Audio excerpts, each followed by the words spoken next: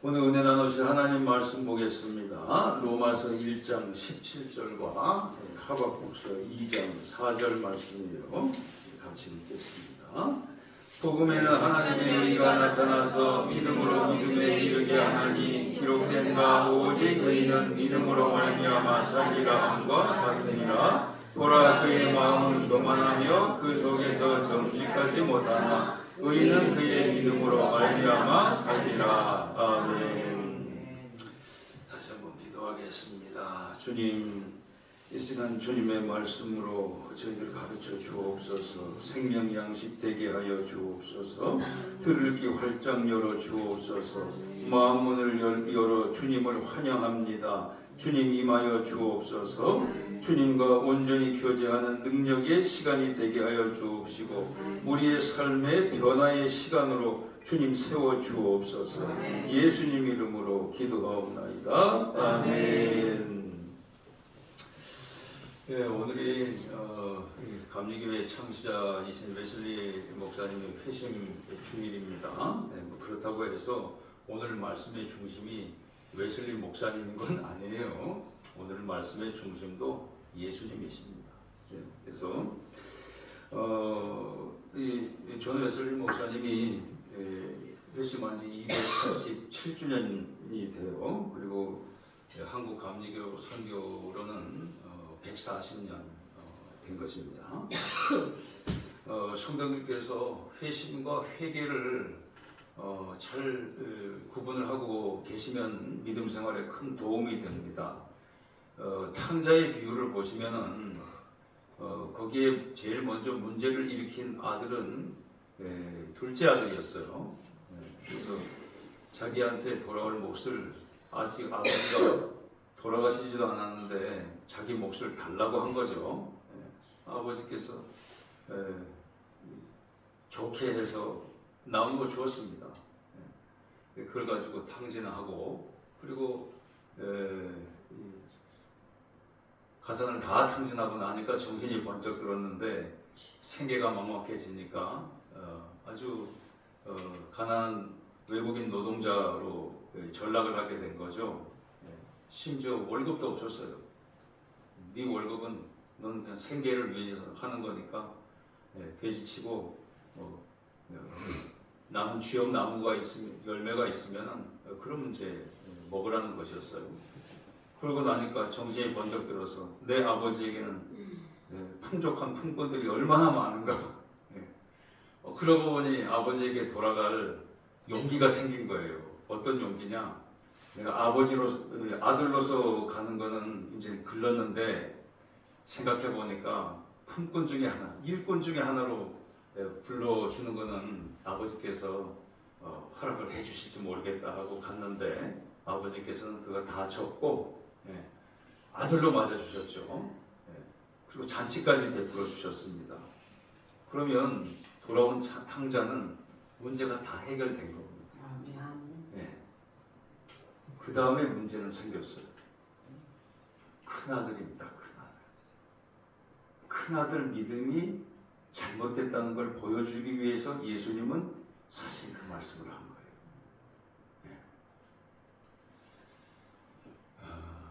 큰아들은 아버지하고 같이 살면서도 자기는 아버지의 말씀이라면 하나도 틀림없이 지켜야 되는 품꾼이라고 생각하고 살았어요. 아버지, 저렇게 나가가지고 가산 다 탕진하고 돌아온 성경에 놈이라고는 안 돼 있지만 저놈한테는 잔치까지 베풀어주고 저를 위해서는 친구들을 초청해다가 염소 하나 잡아준 적이 있으십니까? 그때 아버지가 어이가 없어서 하신 말씀입니다. 야, 너는 나하고 같이 사는데 내 것이 다 네 것이 몰랐어? 내게 다 네 거야. 내게 다 네 건데 네가 알아서 잡아먹으면 되고 친구들 초청하면 되지. 그리고 네 동생은 죽었다가 살아 돌아왔으니 즐거워하고 기뻐하는 게 마땅하다고 말해요. 왜 큰아들은 아버지하고 같이 살면서도 동생 용서하지 못했을까요? 자기 가산 손해본 것도 없어요. 아버지 재산 나눠준 거 가지고 왜 자기가 핏대를 올립니까? 그것은 아버지하고 같이 살면서도 믿음이 잘못됐다는 걸 말하는 거예요. 교회를 나와도 믿음이 잘못될 수 있어요. 오히려 전혀 세상에서 허랑방탕한 했던 사람이 예수 그리스도의 복음을 듣고 나와서 단번에 회개하고 아들로서의 권세를 얻는 게 더 쉬울 수 있어요. 네. 그래서 회심이라고 하는 것은 내가 지금까지 외형적으로 도덕적으로 잘못 산 걸 뜻하는 게 아닙니다. 웨슬리 목사님은 제가 좀 이따 소개시켜드리겠지만 아주 완벽한 사람이었어요. 외형적으로. 그런데 내부적으로 문제가 있었던 거예요. 내부적으로. 그래서 회심은 교정하는 걸 말하는 겁니다. 아버지하고 같이 살고 있지만 교정받아야 되는 믿음을 회심이라고 하는 거예요.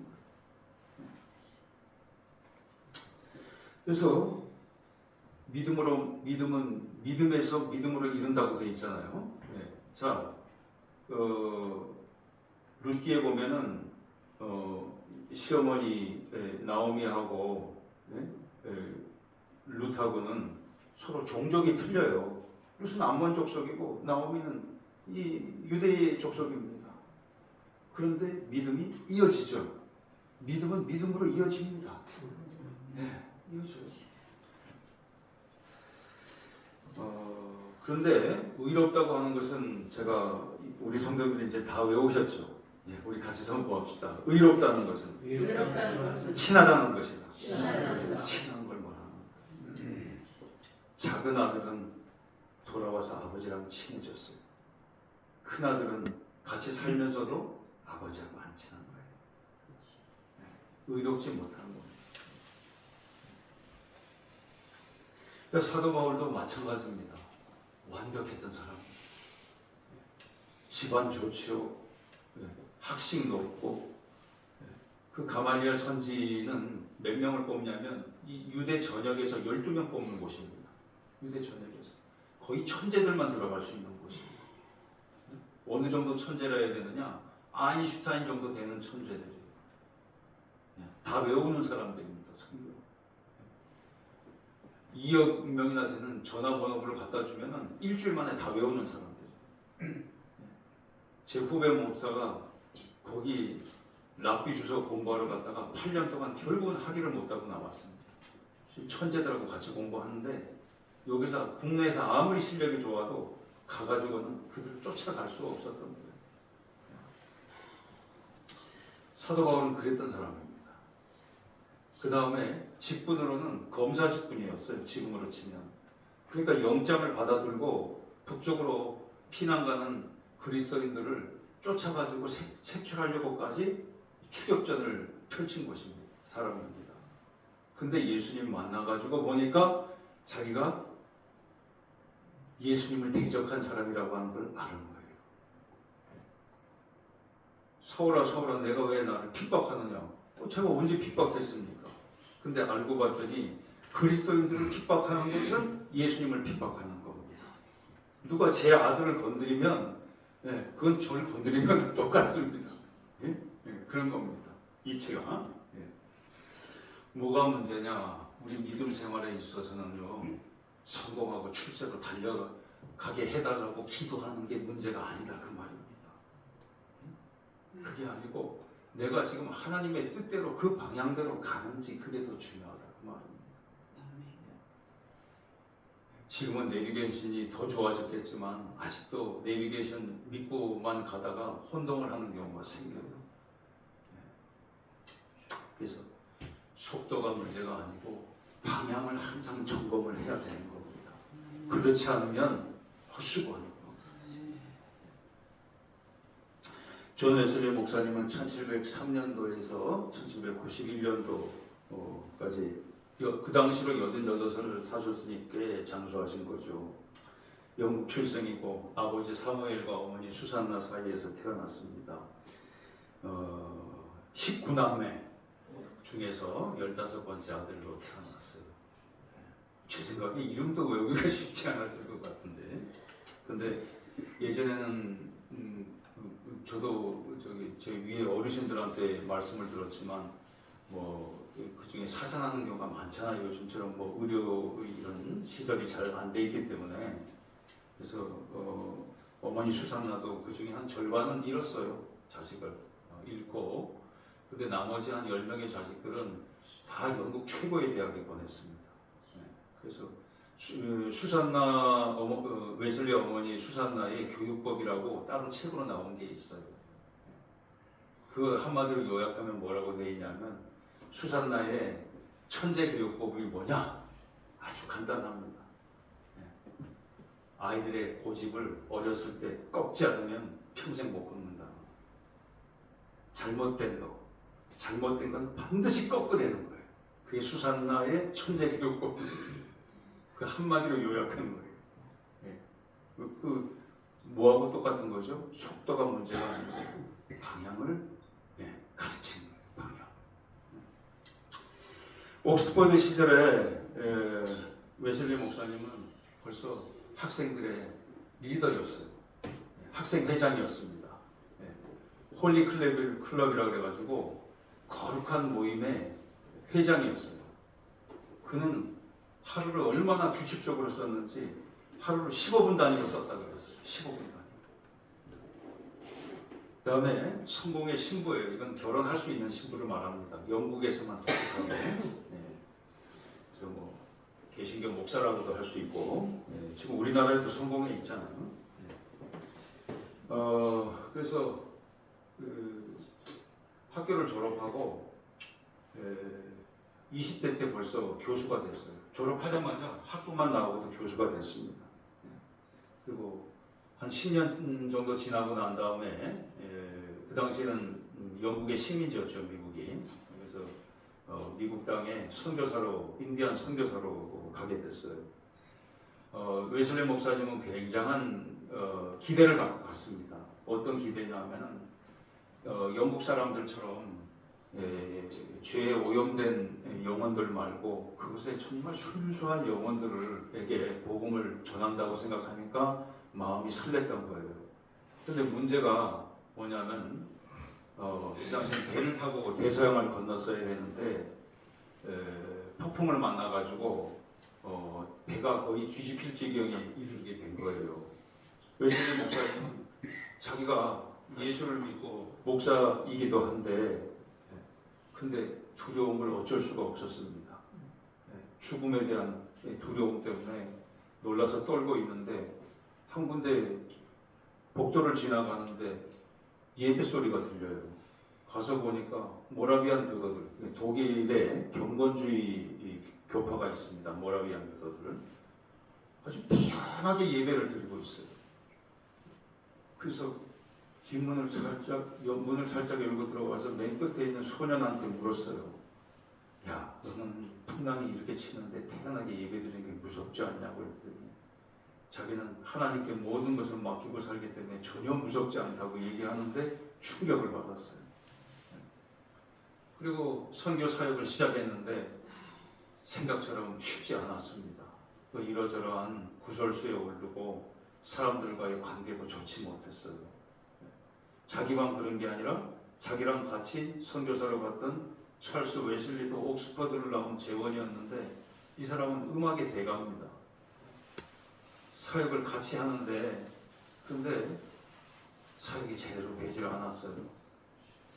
그래서 어떻게 했냐면 둘 다 신경쇠약에 걸렸습니다. 정도가 더 심했던 건 자기 동생이 정도가 더 심했어요. 그래서 하루아침에 둘이서 철수를 하고 말았습니다. 철수를 해가지고 집에 돌아와서 병을 앓고 있었어요. 근데 어떤 사람이 수요 예배에 권유를 하는 소리를 듣고 그리고 가게 된 겁니다. 은혜를 먼저 받은 건 자기 동생이었어요. 찰스 웨슬리는 이제 우울증으로 인해가지고 거의 죽을 판이었는데 이 동생을 간병하던 그 터너 부인이라고 하는 분인데 이분은 그냥 직업적으로 간병하는 분이 아니고 기도로서 간병하는 분이셨습니다. 그래서 간병 일도 육신적으로 도왔지만 기도를 많이 해드렸어요. 그런데 놀랍게도 그 평범해 보이는 그 터너 부인의 기도로 인해 가지고 찰스 웨슬리의 우울증이 떠나게 됩니다. 그리고 치유받고 존 웨슬리 목사님은 그날 수요일 날이었었어요. 수요일 날 아마 8시 반 예배였던 것 같아요. 근데 한 10분 정도 늦었어요. 늦어가지고 들어가는데 교회 문턱을 딱 들어가는데 사회자가 로마서 서문 1장 17절을 읽고 있었던 거예요. 믿음은 믿음에서 믿음으로 이르게 하나니 오직 의인은 믿음으로 말미암아 사느니라 하는데 성령을 받은 거. 성도님들께서 교회 문턱을 들어오실 때도 은혜를 사모하면서 들어오시기를 주님의 이름으로 축복합니다. 웨슬리 회심 순간이에요. 로마서 1장 17절은요. 복음에는 하나님의 의가 나타나서 믿음으로 믿음에 이르게 한다 그랬고 이것은 하박국서에 있는 말씀을 인용한 겁니다. 그래서 하박국 선지자가 나라가 멸망해가지고 황폐해져 있는 상황에서 무화과 나무에 열매가 안 달리고 감람나무 무화과도 없고 감람나무 열매도 안 달리고 외양간에 송아지도 없고 얼마나 황폐합니까? 보라 그의 마음은 교만하며 그 속에서 정직하지 못하다 그랬어요. 기록된 바 오직 의인은 믿음으로 말미암아 살리라 그랬습니다. 왜 이렇게 우리가 믿음을 갖고 살아도요 교만한 구석이 있고 정직하지 못한 구석이 있는 걸까요? 그것은 마치 성도님들께서 농사를 지실 때 잡초가 늘 자라는 이치하고 똑같은 겁니다. 그래서 로마서 3장 10절에서 사도 바울도 에스겔서 18장 24절을 인용해서 말씀해요. 의인은 없나니 하나도 없다고 말씀하고 있는 거예요. 같이 선포합시다. 의인은 믿음 의인만 있다. 나도 믿음 의인이다. 다시 나도 믿음 의인일 뿐이다. 물론 우리가 행위를 바르게 하면서 사는 게 목표입니다.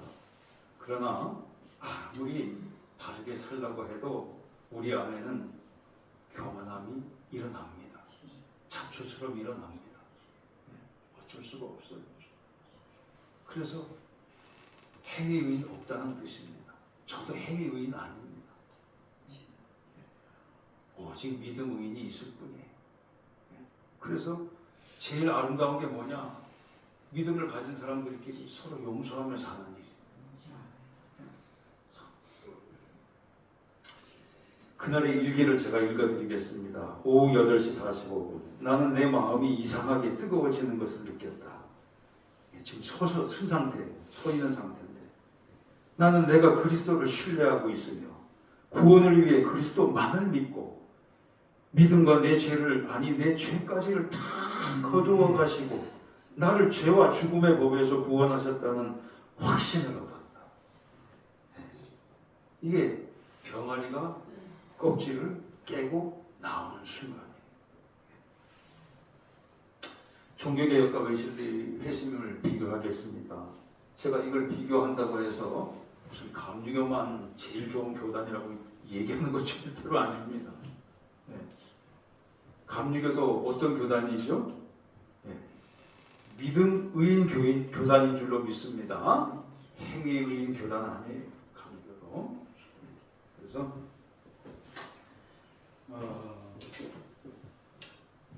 유럽의 종교개혁은요 1500년대에 이루어졌습니다. 우리 임진왜란 있을 때 유럽에서는 종교개혁이 있었어요. 웨슬리 회심은 1738년이면 한 200여 년 차이가 나거든요. 그런데도 웨슬리 회심까지를 종교개혁의 범주에 넣습니다. 왜 그렇겠습니까? 이게 내용상으로 대단히 중요한 것이 들어있기 때문에 그런 겁니다. 역사적으로. 자, 유럽의 종교개혁, 루터교, 장로교, 성공회 전부 오늘 우리가 읽은 로마서 1장 17절의 근거에서 개혁한 겁니다. 똑같습니다.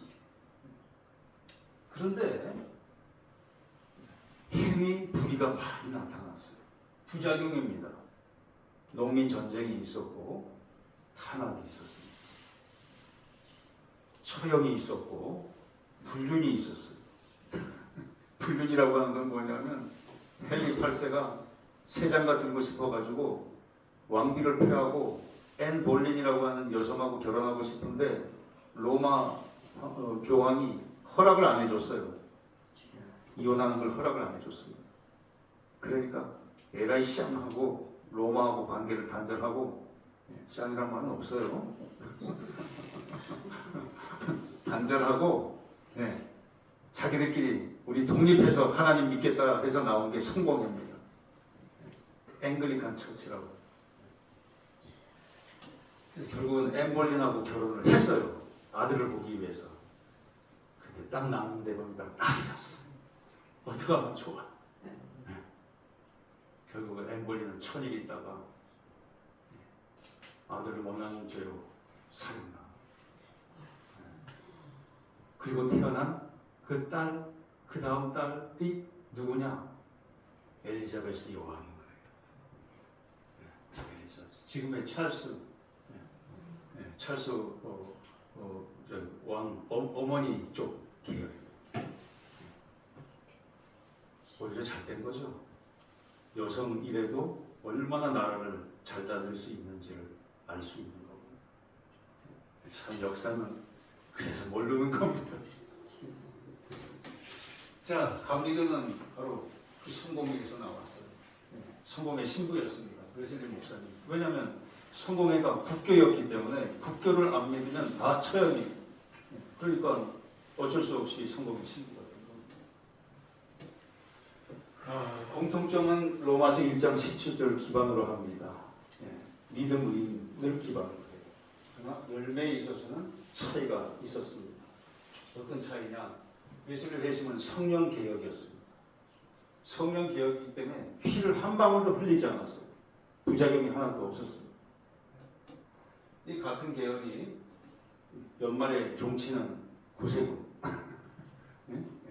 윌리엄 부스라고 하는 사람이 원래 감리교인이었어요.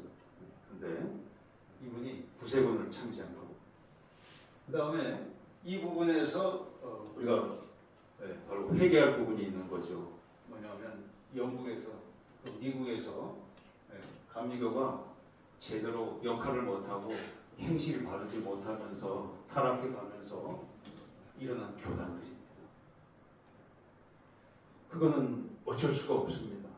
오순절 교단도 마찬가지고, 어떤 교단도 만약에 행실에 있어서 세상 사람들이 실망할 정도가 되면 그 교단은 실패하는 겁니다. 웨슬리 사역의 열매는 뭐냐? 우선은 움직이는 강단이었어요. 그때 당시는 예배는 반드시 교회에서만 드려야 된다고만 할 때였습니다. 교회 밖에서 예배를 드리면 그것도 잘못하면 사형감이 되었어요. 근데 웨슬리 목사님은 거기에 그 법에 매이지 않고 나가서 설교했습니다. 탄광촌에 찾아가서 어촌에 가서 그리고 묘지 같은 현장 설교를 하셨어요. 그래서 영국병이죠. 뭐냐면 그 당시에는 10살 이상만 돼도 공장에 나가서 일을 했었어야 돼요. 일을 하면 돈 많이 벌고 좋지 않겠나 싶지만 그게 아니라 임금은 형편없이 낮았습니다. 사실상 착취였었어요. 그러니까 이분들이 월급은 적지, 아이들은 많지, 버는 건 적지 하니까 거기서 분쟁이 일어나는 겁니다. 가정들이 다 지옥이 돼버리는 거예요. 그렇게 되면. 웨슬리 목사님이 그들에게 찾아가가지고 당신들은 본래 하나님 백성이라고 하는 것을 알려주면서 민중들이 호응하기 시작했어요. 그리고 위로받고 치유받고 그리고 하나님의 자녀로서의 권세가 회복되기 시작했던 겁니다. 그렇게 막 부흥의 역사가 일어나니까 영국 성공의 교단에서 웨슬리 목사님을 이단 취급하게 된 겁니다. 그리고 명령을 내리기를 강당권을 박탈한다고 명령을 내린 거예요. 당신은 오늘서부터 설교를 할 수가 없습니다 하고 명령서를 보냈어요. 웨슬리 목사님이 거기에 대해서 한 대답이 유명한 말이 세계가 나의 교구라는 말이었었어요. 그리고 그거하고 관계없이 자기는 나가서 말씀을 전했습니다.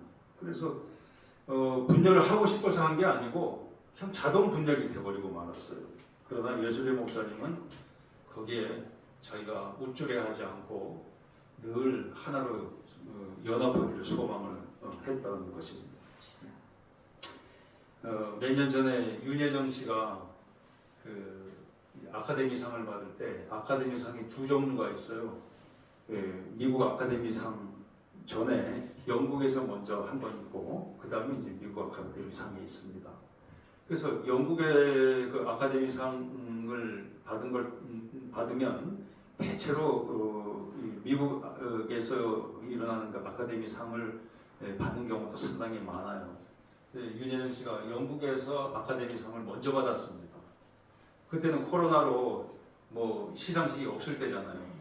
그래서 그냥 이 인터넷상으로 화상으로 수상 소감을 말하던 때였거든요. 뭐라고 수상 소감을 얘기했냐면은 자기가 이 상을 받게 된 게 더 기쁜 게 뭐냐? 영국 사람들의 품성, 고상한치 않은 속으로는 시꺼먼지 모르겠는데 겉으로는 고상한치 않은 영국 사람들에게서 이 상을 받아서 자기는 더 기쁘다고 얘기한 적이 있었어요. 그랬더니 영국 사람들이 그 밑에 굉장히 박수를 보낸 적이 있었습니다. 맞아요. 영국 사람들 품성이 그런데, 근데 웨슬리 목사님은 그걸 이제 하이처치라 그럽니다. 고상한치 않은. 근데 웨슬리 목사님이 사역한 것은 로우 처치예요. 낮은 계층을 향해서 가신 겁니다. 웨슬리 목사님. 그래서 중하층민 이하예요. 미국에서도 감리교 다닌다 그러면요. 그러면 중하층 이하입니다. 중하층 이하. 네, 빌 클린턴 대통령은 감리교인이 됐던 이유가 한다면 눈이 너무 많이 와가지고 교회를 갈 수가 없었는데 교회 갈 수가 없는 정도가 아니라 교회들이 다 문을 닫았대요. 근데 한 시골 교회에서 문을 연 교회가 있더랍니다. 가보니까 감리교회였었어요. 그래서 중하층민 중심이에요. 이때 산업혁명 폐해로 인해 가지고 기계적 괴물이 되어가는 그걸 갖다가 영국병이라 그랬거든요. 영국병을 치유한다고 그랬다는 겁니다. 그래서 우리나라의 예전에 대통령 후보 중에서도 한국병을 치료해야 된다고 막 하신 분이 나중에 대통령이 되신 분이 있어요. 소속 교단에 대한 자부심이 전혀 없을 수는 없습니다. 그런데 이게 참 유치한 거예요. 뭐냐면 1884년도에 감리교회 이제 아펜젤러 선교사님하고 장로계 언더우드 선교사님하고 누가 먼저 한국 땅을 밟았냐? 뭐 교단도에서 언더우드 선교사님이 두 발짝을 먼저 밟아가지고 자기들이 장자교단이에요. 야, 이런 유치한 얘기가 어디 있어요? 정말 유치한 거거든요. 이건. 이번에 영남 그 산불 난 거 우리 감리교회에서 모아줬는데 7억 9천만 원 모아서 도와줬습니다. 그런데 어디에서 제일 많이 헌금을 한 줄 아십니까? 저 부유층인 강남에서 많이 나온 게 아니에요. 제일 많이 낸 곳이 제일 가난한 지역인 강원도에서 제일 많이 냈어요. 참 모르겠더라고요. 그런 거는. 그러니 소속교단에 대한 자부심을 그렇게 유치한 데 두지 말고 예수님 말씀에 두어야죠. 우리 같이 선포합시다. 섬기는 자가 장자다. 섬기는 자가 장자다. 야곱의 12아들 중에서 루벤이 있었지만 행실이 못되니까 밑으로 떨어지고 요셉 지파가 장자가 되잖아요.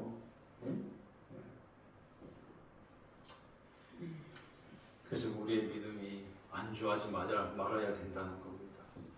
나중된 자가 먼저 될 수 있는 거니까 우리가 이만큼 됐다고 해서 또 안주해서도 안 된다고 하는 거고 순위는 언제나 변동될 수 있어요. 자, 정리하겠습니다. 그러면 행위는 뭡니까? 야고보서에는 행위를 강조하는데, 그래서 마틴 루터는 야고보서를 지푸라기 서신이라고 했어요. 그래서 성경을 다시 다 재배열을 합니다. 재배열해서 예수님 복음서가 제일 중요하고, 그 다음에 중요한 걸로 사도행전은 역사니까 중요하고, 그 다음에 바울 신학의 자기가 은혜 받은 로마서 1장 17절이 들어간 그 복음, 그 말씀을 갖다가 바울 서신을 그 다음에 딱 배치를 시켰던 겁니다. 그리고 행위 의인으로 생각하고 있는 야고보서는 맨 뒷장으로 돌렸어요. 죄송합니다. 맨 뒷장으로 돌렸어요. 근데 거기는 또 거기 나름대로 깊은 뜻이 있으니까 뭐 그건 우리가 그때 가서 말씀을 나누기로 하면 되겠습니다. 그래서 이렇게 정리하시면 됩니다. 다시 선포합시다. 믿음 구원, 행위 상급, 이렇게 딱 정리하시기 바랍니다. 그럼 어떻게 됩니까? 우리의 믿음은 어떻게 교정이 돼야 됩니까? 탕자의 비유에 따라서 얘기하면 우리 같이 선포합시다. 동생도 용서하는 형님이 되자. 그래야 되는 거예요. 그래야 회심이 된 겁니다. 그래요.